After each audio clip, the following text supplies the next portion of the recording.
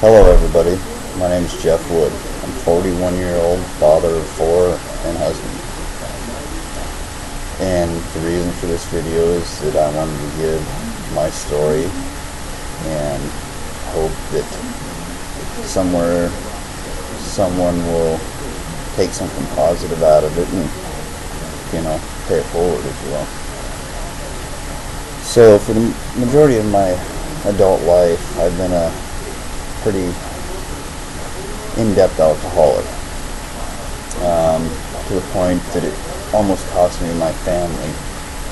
So July 26th of 2012, I had a choice before me, and that choice was my family or the alcohol. And fortunately enough and thankfully enough, I chose to get rid of the alcohol and to use the love of my family in place of the alcohol.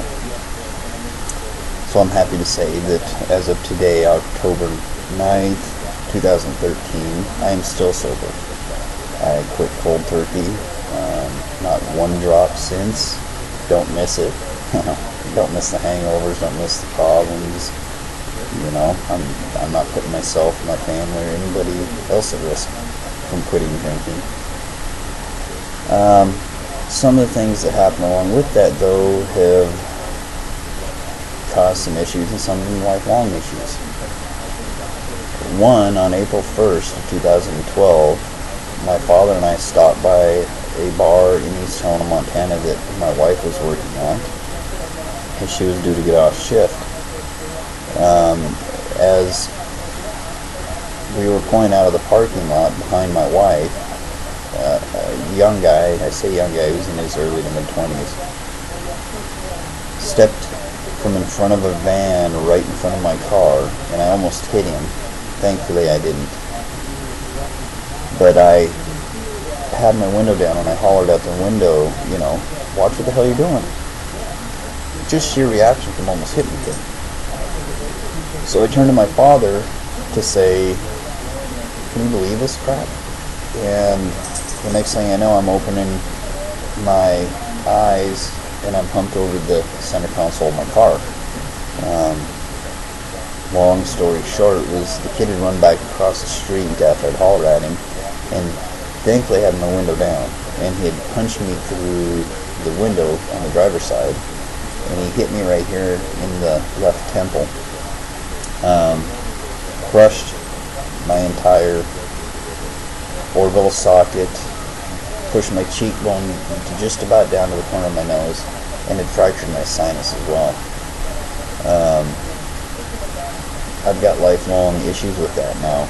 The nerves, there's permanent nerve damage along the temple here. You can kind of see the scar, some of the scarring right here. I have four titanium plates, mesh and screws to piece everything together. They had to go in and cut me open from here to here, from here to here. Then they had to go in my mouth and scope me from here all the way back to my ear to get up in there and put those plates and mesh and everything in there to put that all back together. It wasn't that pretty to begin with, so what you get. So that was on April 1st that I was attacked. I think it was April 4th that I had the surgery to repair everything. On May 4th of 2012, 30 days later, I was back in the emergency room with severe diverticulitis, and ended up in a 4.5-hour surgery, and my entire left colon removed, and 8 days on the surgical floor recovering from that one. So my predicament, if you will, is that due to being attacked by this kid on April 1st, I ended up taking a month off of work for surgery and recovery from surgery, and the day prior to going back to work, I ended up back in the ER for the stomach surgery. And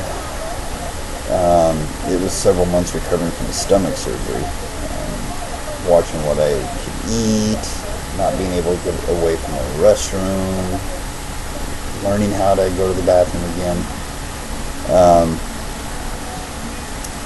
End result was I was working for the state of Montana as a case manager, and partway into my stomach surgery recovery, I was given the option by the state of Montana to either resign from my job or be let go because I ran out of leave. So I know first thing people are going to ask is, what about FMLA? Were you on FMLA? Well, yeah, I was on FMLA starting in April. I actually got on FMLA prior to that because I have a 19-year-old son who is an insulin-dependent diabetic, and he had been having some pretty severe highs, emergency room visits for his high sugar and trying to get him lined out. So that, in combination with the attack, ate up all my leave, everything. So I couldn't continue on with the state of Montana with no leave options available, and ended up having to resign. We parted on good grounds. I was thankful for my time in the state of Montana working for them. I received a recognition award from the governor of the state of Montana for my job performance. But unfortunately, politics in play, I had to resign because the state wasn't going to continue to contribute to my insurance for myself and my entire family if I wasn't contributing. The second piece of that is due to all the metal in my head and the damage that was done when he attacked me, I had to leave the state of Montana because I can't take that severe cold anymore, giving me migraine-intensive headaches. So we were forced to move back to California, where I had met my wife in 2000. So we came back to California. I went to work for another county here in California as a case manager, and because I refused to cover things up or to approve things that were blatantly against regulation, I was forced out of my position here too. So I'm sitting here at 41 years of age with physical issues that'll never be resolved, i.e. my head. Well, I was kind of screwing my head to begin with, but I've got the metal in my head, the headaches, my eye spazzes all the time. Nothing was ever done to the kid that did this to me. I provided a statement. I told the chief of police in the East Helena Police Department and the officer that responded, both, that I wanted to press charges. Provided several statements actually. I had gone to the bar because what had happened after the guy attacked me, my dad chased him down into the bar and tackled him. The patrons and bartenders in the bar thought my dad was just fighting a guy, so they broke him up and let the kid go. I took video of the kid just prior to the attack, and video of my father chasing him back in the bar, and provided that to the East Helena PD. I went in, met with the chief of police a couple different times, as well as the responding officer a couple different times. I stood at the chief's desk as he pulled up a group of pictures, and I positively identified my attacker to the chief of police in East Helena. Nothing. To this day, he hasn't even been cited. And as far as I know, nothing will ever happen because they said that they only had a year to prosecute or to cite. I don't know if to prosecute someone, but they said they had a year to cite him. That's long gone. So nothing was ever done to the kid. Fortunately enough, the state of Montana has a crime victim compensation program, to which I'm very thankful. I was able to recoup about $1,000 in lost pay. It wasn't even a month's worth of pay. Plus, they paid a good chunk of my medical bills for my eye surgery, the attack from my eye surgery. The unfortunate side of things is, because of that attack, I didn't have the time to recover from my stomach surgery, and no way to pay my medical bills. So these the medical bills from my eye, or the medical paperwork from the eye surgery alone, and you can see how it's a pretty big stack of paperwork for one. I mean, I was 24 or 26 hours in the hospital. Okay, it's just a huge, and so you know that I'm not fooling you. Get this in there. There's the date, and there's me. So that's just my eye surgery. Okay, I just got a bill from the Glorious Hospital up there for one of the ones that wasn't covered by Victims Comp, $27,000, almost $28,000. Okay, now that's April 7th, 2012. Okay, let's fast forward 30 days, and here is a whole nother stack. I'll do this over here. Okay, and this is all from the stomach surgery, which was dated, well, there's a little follow-up from my eye surgery, May 5th, 2012. Let me show you here, just so you can see. Admit date 5/2/12. Recurrent diverticulitis. So, there you go. There's two stacks of procedures for 2 days worth of work. The stomach surgery was eight days on the surgical floor. I'm probably looking somewhere between $60,000 and $80,000 all said and done. No job because I was attacked. Didn't have the time to recover to retain my job.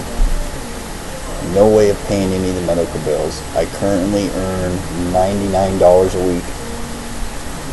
Gross. That's not take home. $99 a week on unemployment. My wife drives 220 miles a day to and from work in a car that has well over 200,000 miles, one working headlight. We had to borrow money to put tires on it so she could get to work. Otherwise, we'd be living on the street. You see on TV all the time, 16 and pregnant, and glorifying shows like that. Honey Boo Boo. Let's have some TV and tell stories like mine. It's a common story. What about the common people? When is it my turn? When's my break? I just saw in the news the other day, this girl, a black girl, as a waitress, I think it was at Red Lobster, I'm sure you've all seen it, that somebody wrote the N-word down on her tip receipt, and, she got canned for taking a picture of the receipt and posted it on the internet. Well, she should have read company policy. You can't be doing that. That's common sense. But because you were called a name, everybody showed their support, and she got a check for $10,000 and got her a car. Well, good for her. I'm glad that she brought awareness to that. The older lady that was a bus monitor, and some kids made fun of her, and she cried, and people poured out with support, and to the tune of almost $1 million or more, whatever it is to this point. Where's my help? Police didn't help me by arresting the guy that did what he did to me. The state couldn't help because I forced their hand without having any leave left, so they had to let me go.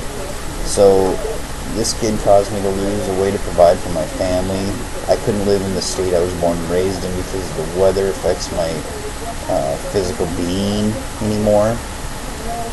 I got a busted old car that barely runs to get my wife to and from a menial position. We live on Lucky Charms and ramen noodles. You know, yeah, I can't job hunt where I am because we're in an extremely rural area and there's just no positions available. And I could go to work for Burger King and that's a job, but what I'm going to earn there isn't significant enough. I make just as much money on unemployment. Plus, I'm able to be an at-home father on unemployment and take care of my children, help them with their homework, do those kinds of things. But I can't. My wife, if something happens to my wife in Sacramento or her car breaks down, I can't do nothing to help her. I don't have any transportation. If I need something happens to one of my kids at school, I have to walk to their schools to do what I can. So, you know, I decided let's try this. You see, I can't go to the bank and ask for a loan to get a vehicle so I can go find a job. I owe the hospital in Montana $100,000 or so. So, yeah, when's it my turn? Thank you everybody for listening. Sorry to chew your ear off so long, but it is what it is. I tried to get it out as short as possible. If you have any questions, please drop me a line. You can hit me with a comment on YouTube, or you can shoot me an email. Let me write my email address for you. It's a lot easier than trying to tell it to you.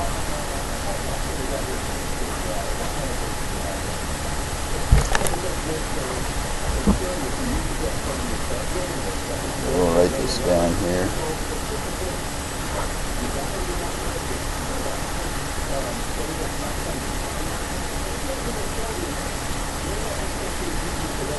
Okay. So, here's my email address. Did I get that right? Yeah, there you go. That's huntrjw72@yahoo.com. It is what it is. I appreciate your time. If you have any questions, don't hesitate to ask, and I hope every day ahead of you is better than the one before. Bye.